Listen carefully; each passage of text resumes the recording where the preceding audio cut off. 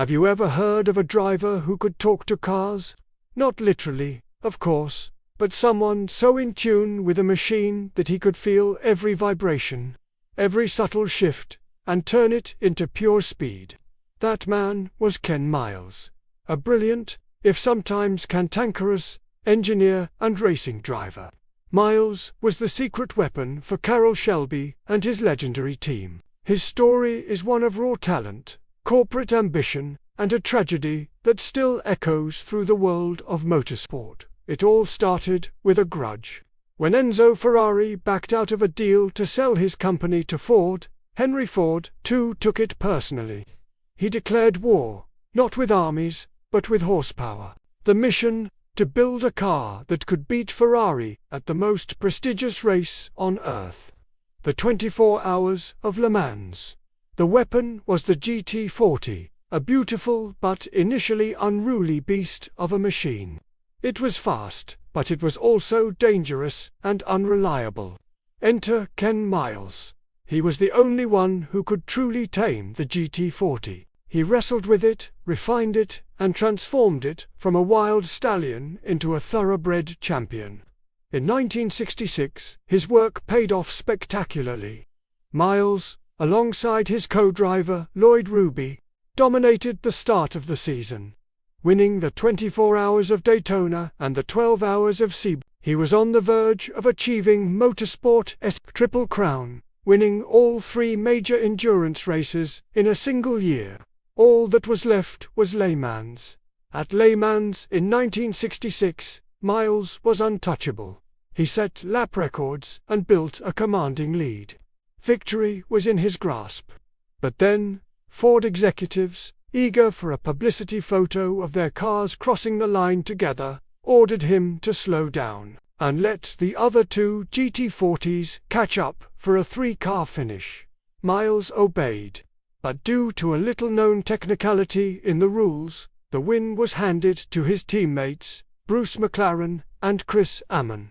Because they had started further back on the grid and therefore covered more distance, Miles was robbed of his historic victory, the glory, and the Triple Crown. But the story doesn't end there. After the Le Mans controversy, Ford was already looking ahead, developing a new, more advanced car. The J car, it was lighter and more aerodynamically ambitious, featuring a radical camback tail.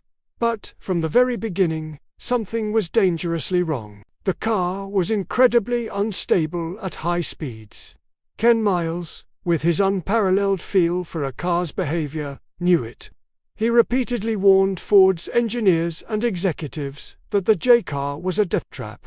He reported terrifying lift at the rear axle, making the car almost undrivable. But corporate pressure to push forward was immense, and his warnings were largely ignored. On August 17, 1966, just 2 months after the heartbreak at Le Mans, Ken Miles was at Riverside International Raceway, testing a revised version of the J car.